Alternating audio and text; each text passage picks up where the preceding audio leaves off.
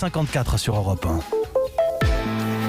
1. L'opinion de Nicolas Bétou. Nicolas, le conseil scientifique se réunit ce matin en présence d'Emmanuel Macron. L'extension de la durée du confinement pourrait être annoncée dans la suite.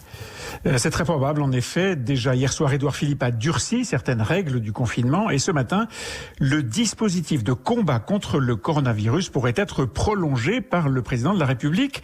Et cela sur avis des scientifiques, car c'est une constante dans la gestion de cette crise sanitaire.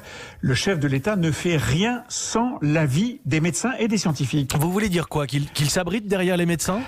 Alors on peut le dire comme ça, oui, mais on peut dire aussi, et c'est très différent, qu'il s'appuie sur les médecins. Au fond, la question que vous posez en creux, Mathieu, c'est qui décide ? Est-ce que c'est le président de la République ou les médecins ? Et c'est vrai que depuis le début de la crise, les médecins occupent largement le devant de la scène. On les voit tous les jours sur les plateaux de télé, on les entend à la radio tous les matins, ici même. Ce sont eux qui façonnent désormais l'opinion publique. Et ce sont les politiques qui suivent ? En fait, ce qui complique tout, c'est la méconnaissance à peu près totale que le monde de la science a de cette maladie. Entre la banale grippette du début et puis la pandémie dévastatrice aujourd'hui, on a eu droit de la part des mêmes scientifiques à tous les stades de la mise en alerte. Et évidemment, les politiques ont été obligés de suivre, de se caler sur cette vision évolutive de la science. Ce qui veut dire donc que ce n'est plus la politique qui décide ? Plus vraiment, ou plutôt disons, plus seulement. C'est vrai que dans l'absolu, les médecins ne sont pas en charge de l'intérêt général de la nation. Et c'est vrai que la décision politique devrait rester aux politiques. Lorsque Emmanuel Macron affirme qu'il veut, je cite, nourrir ses décisions de l'expertise scientifique, c'est impossible de lui donner tort. Il reste d'ailleurs pour chaque politique une part de liberté de décision. Il suffit par exemple de comparer la manière dont les Italiens ont réagi.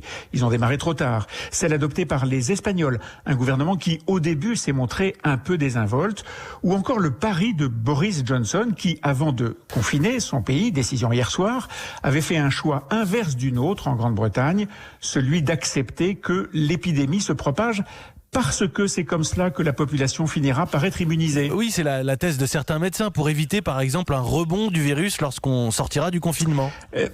Exactement. Alors on voit bien justement que plusieurs avis peuvent s'affronter et s'affrontent probablement au sein même du conseil scientifique et que donc à la fin, c'est aux politiques de trancher.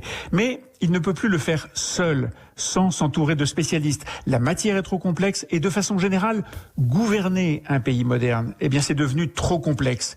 Et puis qu'il le veuille ou non, et même si la décision est largement orientée par les scientifiques, à la fin, c'est toujours le politique qui doit assumer et qui doit rendre des comptes au pays. Assumer et rendre des comptes au pays. Merci Nicolas Bétou, directeur du journal L'Opinion, votre édito essentiel en ce moment, tous les matins, essentiel tous les matins, mais particulièrement dans ces temps troubles. Juste avant le journal de 8h, on retrouve Nicolas tous les jours.